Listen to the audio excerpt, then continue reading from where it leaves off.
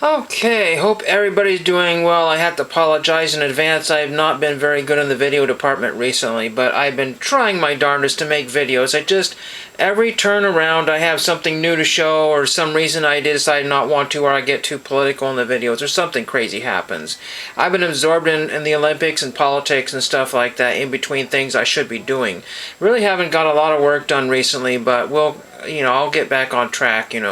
Summer, sometimes you just get sidetracked on a lot of different projects and things just kind of don't get done and missed. I made this graphic this morning. If anybody understands the gist of this one here, gets the significance behind it, I just think it's ridiculous, hilarious what I created here. I just won't go into that, but anyway, so that is that. Went off to town to a couple of Lego part stores, toy stores.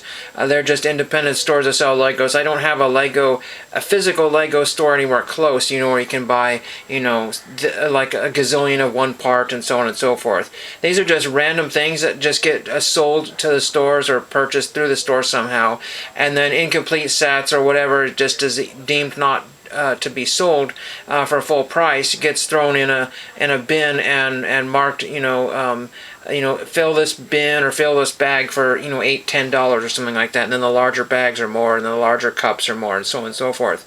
But I didn't find much in the way of parts at these stores. I usually can come up with a whole cup's worth of interesting parts, but because it's summer, maybe kids have been through the things, or maybe the stores are running after or having tough times, and I just really didn't see. One store I said, can I just buy these 2 or 3 parts or whatever? I was looking for, the blue clear Legos for, water features. And one time I bought darn near every part that I could find, and maybe that's why it was all pretty much wiped out there, but that was a year ago. And it's very popular in making, things like swimming pools and all kinds of, water slides and whatever with the clear Legos. It's just, marinas, oceans, that sort of thing. And, it's hard to find certain parts for those sort of things. I don't have it on the screen, I may not have it on the screen here. I did pick up a couple of parts here if I can get to it here. So I picked up this Gringotts piece here. I got that and a blue motorcycle, or a dirt bike. I think I spent a whopping $2 on the Gringotts piece, which had a couple other small pieces attached to it. And then I got like a blue dirt bike that was a police dirt bike or something like that. And so, I got about $3 or $4 worth of Legos for 2, so I'm pretty happy. The prices are all over, the place on the internet. It could, if you buy a one part for $1, it could cost you $5 for shipping. And that's just how any Lego part is, it just doesn't matter how small it is. It's very expensive to ship parts because they don't go as a flat, they go as a parcel or something like that. So it's best to just buy a bunch of pieces here. And if you get them through Bricklink, which I had open here, pieces are anywhere as low as 5 cents, but you have to realize that that's through New Zealand. Some of the and it also has a deep scratch on the print there. So I think that Gringotts piece there is actually a printed on piece, but the rest of the set is stickered pieces. I don't like stickered pieces because they don't get put on very well. If it's a nicely well-centered stickered piece, I can grab those.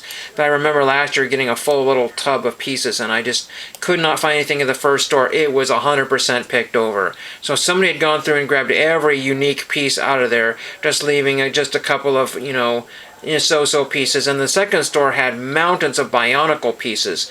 And if you don't understand Bionicle, you're not going to want any of those pieces because they're only specific to those particular, robots or droids or whatever. So I really was not interested in that. And they don't have a huge resale value, but just kind of a little side note there.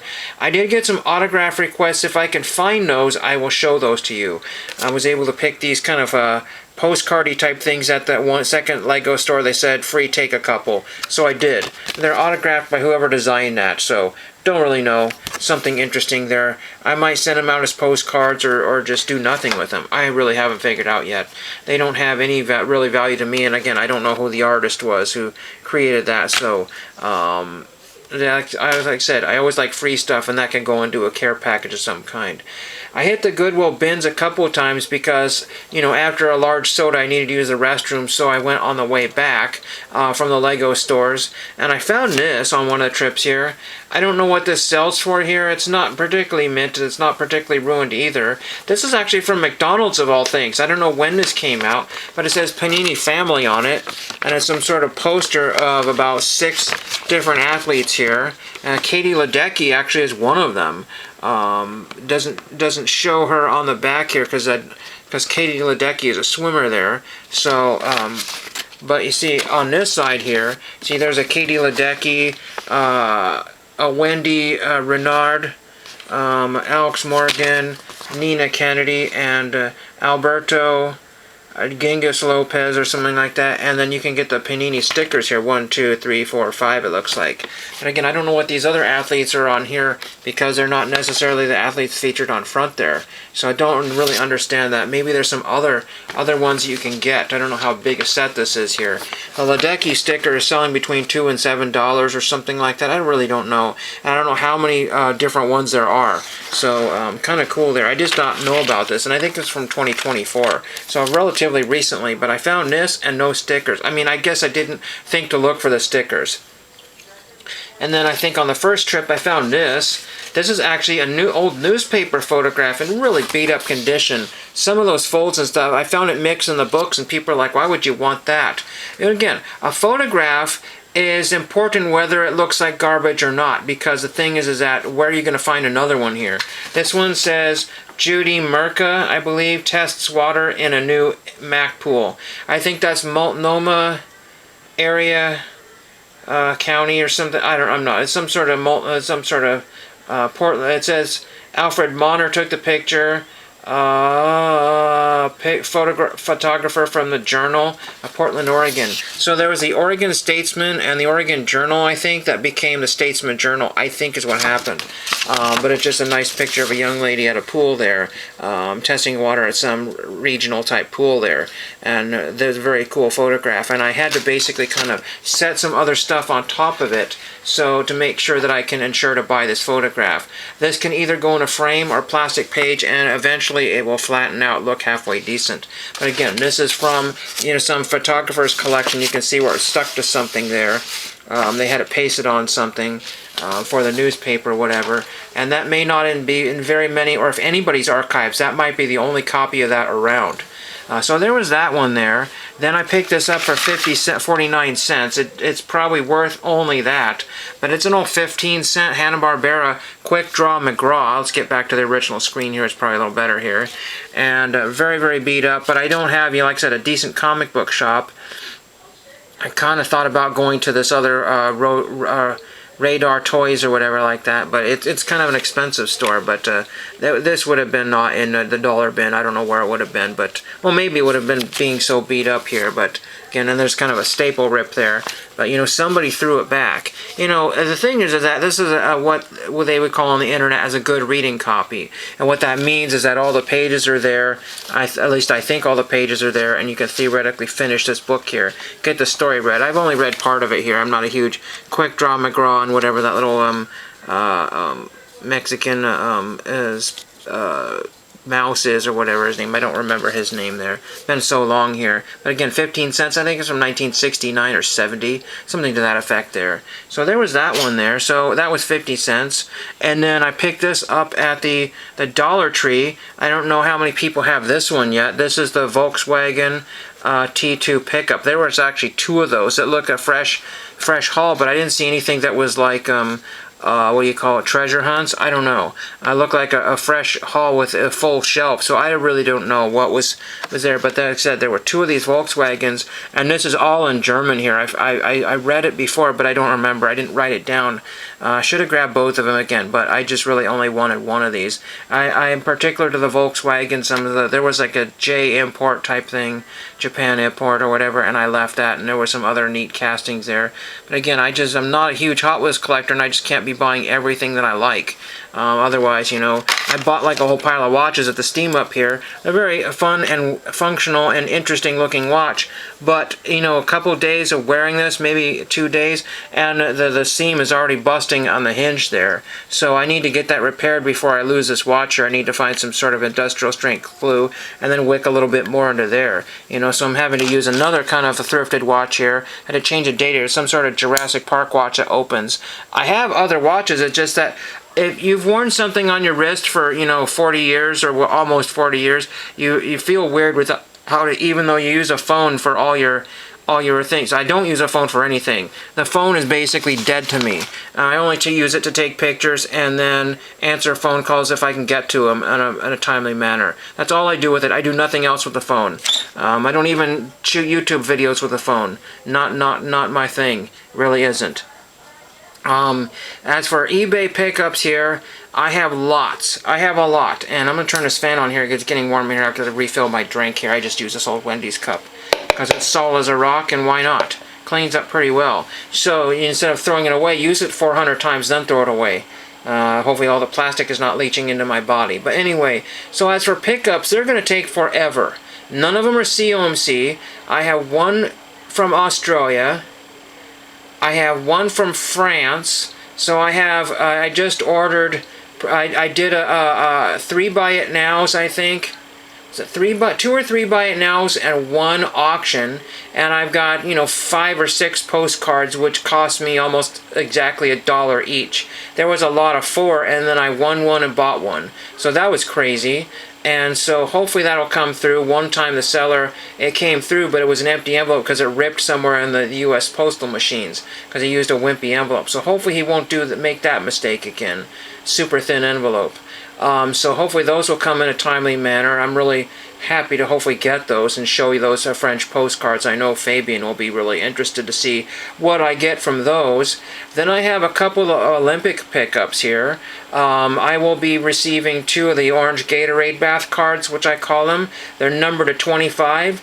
And for those 2 cards, I'm all in for $5 or $6, including the shipping. How ridiculous is that? Because one guy opened up a hobby box and didn't even, he got other cards numbered, but his lowest numbered card was I think the 50 or 75, and he did not get any number to 25s in his hobby box. So it's kind of a mixed bag, so I was happy to get those.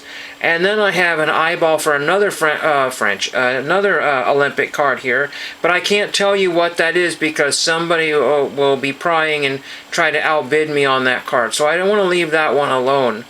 And then I have a couple other things I need to get. I got a couple of Olympic athletes I need to pick up their cards for so I can write to them. They're just older Olympic athletes, so it's not a particularly big deal here.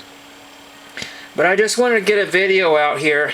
We originally had, we tentatively had some plans to go far away today, family and stuff like that, but it just, it was just too last minute, and I'm not feeling really great now, and I got some later stuff to do, but I have to go back to the Oregon steam up tomorrow because it's kind of my duty to do so. It's just something I've done every year, regardless whether it's hot or not. If it was 90+ degrees, I would have said no and took, the other offer. That would, that would have been more interesting, but I just want to make sure that no stones are left unturned because really, other than the Goodwill bins, I don't have any fun swap meets to go to.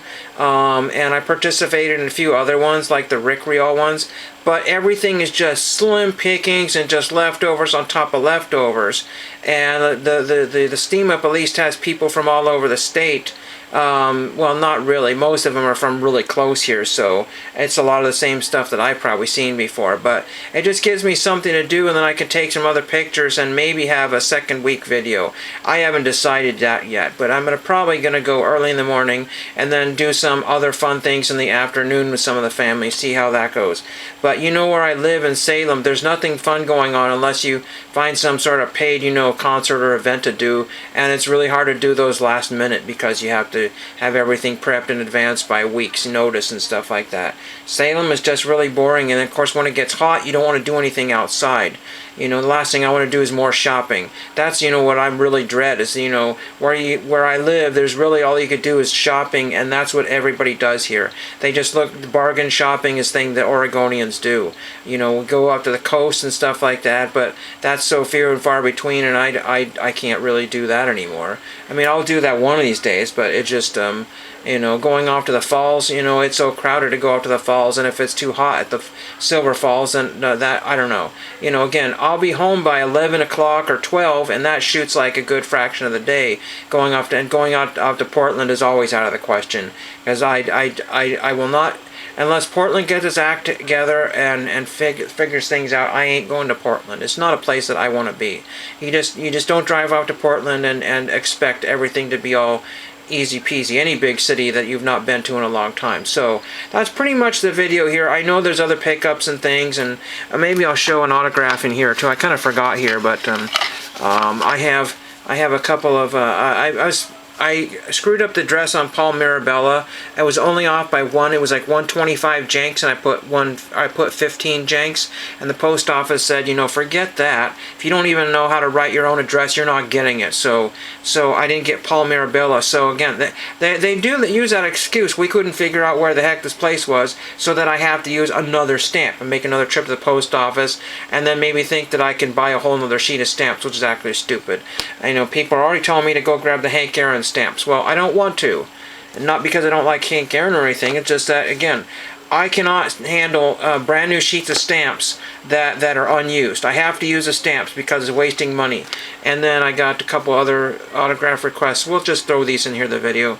Got John Block out of San Diego, California. That's been gone a little while. The card was off Burbank Sports Card or something like that, so it's not particularly great. It's got a wax stain on there and it's not centered well. And then we got Julie Courtois, got bented, but you know, whatever. That's been gone like a year maybe. I really don't know when I sent that. I found that somewhere and I had already a copy of it and said send that out. So that could have been for Battle of the Decades, but I don't think so. This was certainly not for Battle of the Decades. So there's that one there. Anyway, that is today's video. I hope I'll get to record something one of these days. If you don't see this one, I'm sorry, and thank you for watching.